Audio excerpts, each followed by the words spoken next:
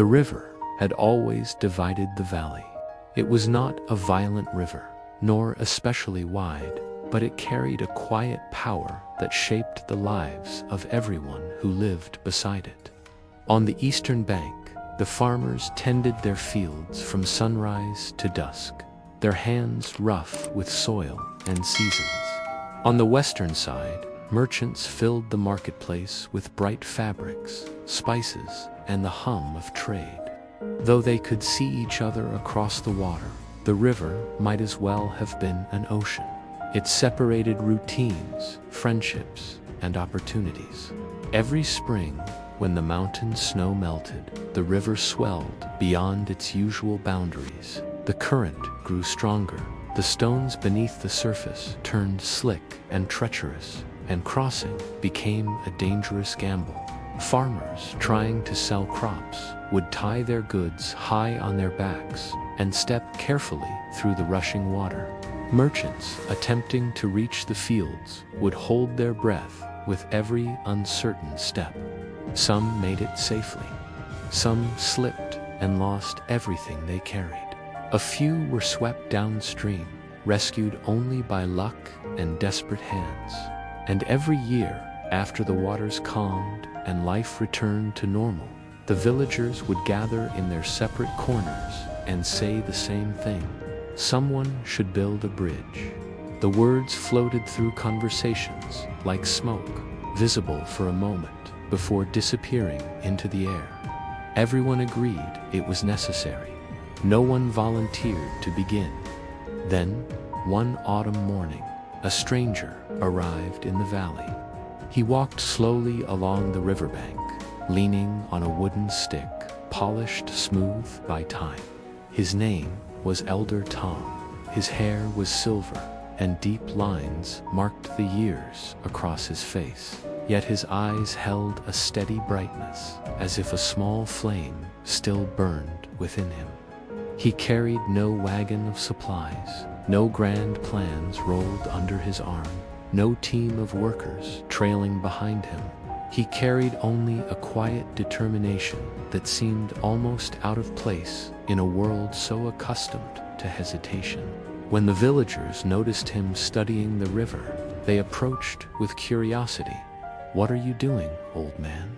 one merchant asked, folding his arms. Thom looked at the water, then back at the villagers, and smiled. "I'm building a bridge," he said simply. Laughter rippled through the crowd.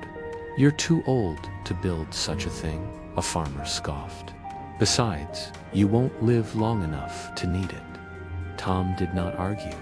He did not defend himself. He merely nodded and replied, "I may never cross it, but someone will." The next morning, he began. Alone, he gathered loose stones from the riverbank, stacking them carefully where the ground was firmest. His hands trembled with age, yet each movement was deliberate. He measured distances with patient steps. He examined the current, learning its moods. Children on their way to fetch water paused to watch him work. Adults shook their heads and continued with their tasks, convinced the old man's effort would fade as quickly as his strength. But Thom returned each day. He carried fallen branches from the forest, dragging them across the dirt. He traded small chores for a handful of nails from the blacksmith. He shaped wood slowly, methodically, his breathing steady despite the strain. When exhaustion bent his back, he would rest against a tree, gaze at the rising frame of his structure, and then resume. One afternoon, a young boy approached him. The boy had watched silently for days, curiosity growing stronger than doubt. "Grandpa," he asked, "aren't you tired?" Thom paused, wiping sweat from his brow. "I am old," he admitted, "but tired. Not when I am building something that matters." The boy considered this. What if no one thanks you? Thom looked at the sky, where clouds drifted without asking permission or praise. "Then I will thank myself," he said softly. "Doing what is right is its own reward." Weeks passed. the mockery grew quieter. The steady rhythm of hammer against wood began to sound less foolish and more courageous. A carpenter, moved by something he could not quite explain, offered stronger beams. The blacksmith delivered better nails without charging a coin.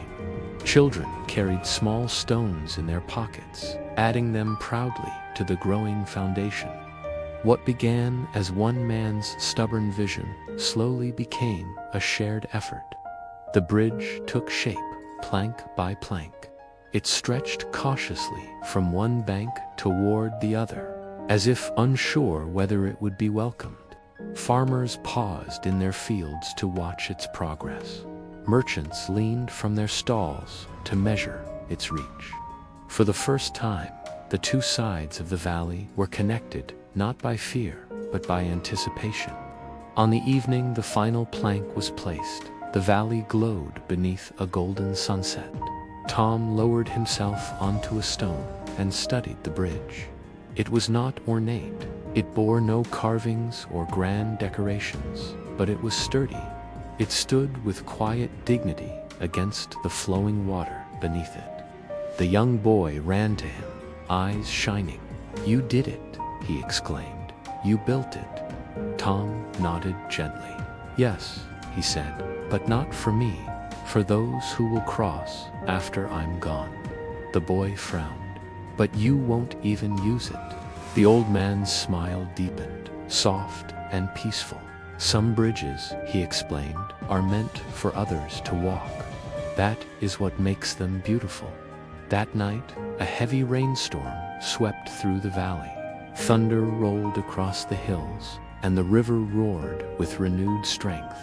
Villagers lay awake, certain the fragile structure would collapse under nature's force. They imagined splintered wood and scattered stones by morning. But when dawn arrived, sunlight revealed the bridge standing firm. The river rushed beneath it, defeated not by force, but by thoughtful design and patient effort. People gathered cautiously at its entrance, testing each step. It did not sway, it did not crack, it held. Elder Thom did not rise to see it. They found him seated peacefully by the riverbank, his walking stick resting beside him. His face was calm, as though he had simply closed his eyes to rest after finishing a long day's work. In his pocket, they discovered a folded note. It read, "A bridge is more than wood and stone. It is a message to the future that kindness can cross any distance." The valley felt different that morning. Farmers crossed first, stepping onto the wooden planks with reverence. Merchants followed from the opposite side.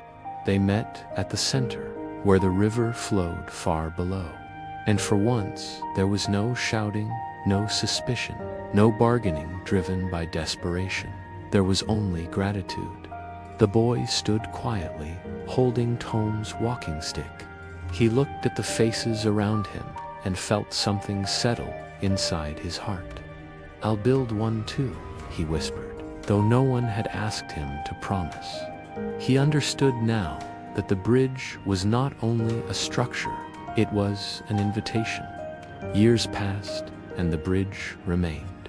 Each spring, when the river rose again, it carried people safely above the rushing current. The villagers repainted it every year, preserving its strength and its story. They named it the Bridge of Thom, not to honor the wood or the nails, but to remember the spirit that had brought it into existence. Over time, the valley changed. Trade flourished. Friendships formed across former boundaries. Children grew up knowing connection instead of division. And whenever someone asked how it all began, the elders would point to the bridge and tell the story of an old man who built something he would never use. The truth the villagers learned was simple, yet profound. We do not live forever. Our hands grow weak, our steps slow. But what we build with kindness endures. Every act of courage, every quiet sacrifice, every effort made for someone we may never meet becomes a bridge stretching into the future.